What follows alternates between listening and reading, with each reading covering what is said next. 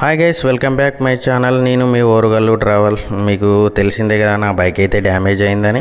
ఇప్పటికీ నా వెహికల్ లదాఖ్ నుంచి వచ్చేసి అయితే దగ్గర 1 మంత్ అవుతుంది. ఈ 1 మంత్లో నేనైతే డ్యామేజ్ అయిన పార్ట్స్కి సేఫ్ ఎక్స్ప్రెస్ వాళ్ళతో క్లెయిమ్ గురించి మెయిల్స్ ఇవన్నీ అయితే కాల్స్ ఇవన్నీ అయితే మాట్లాడడం జరిగింది. ఫైనల్గా వాళ్ళైతే కొంత అమౌంట్ అయితే ఇచ్చారు. మిగతా రిమైనింగ్ అమౌంట్ అయితే నాకు షోరూమ్ నుంచి అయితే ఇన్సూరెన్స్కి క్లెయిమ్ రిక్వెస్ట్ పెట్టాను. తర్వాత వాళ్ళైతే ప్రొవైడ్ చేయమన్నారు. తర్వాత నేను ఆర్గ్యూ చేసిన తర్వాత కొంచెం కాల్స్ అండ్ కంపెనీ వాళ్ళతో మాట్లాడడం వల్ల నాకైతే ఫైనల్గా అప్రూవ్ అయితే ఇచ్చారు ఒక 15 days తర్వాత.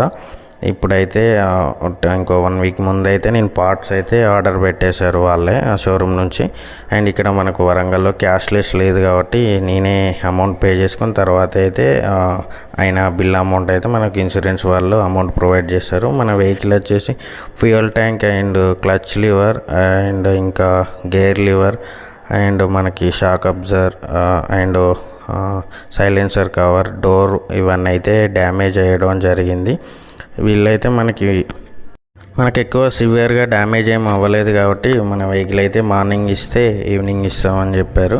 నేనైతే ఈరోజు అయితే హ్యాండ్ ఓవర్ చేస్తున్నాను. అయితే నాకైతే క్లెయిమ్ అయితే అంత ఈజీగా అయితే అప్రూవ్ రాలేదు.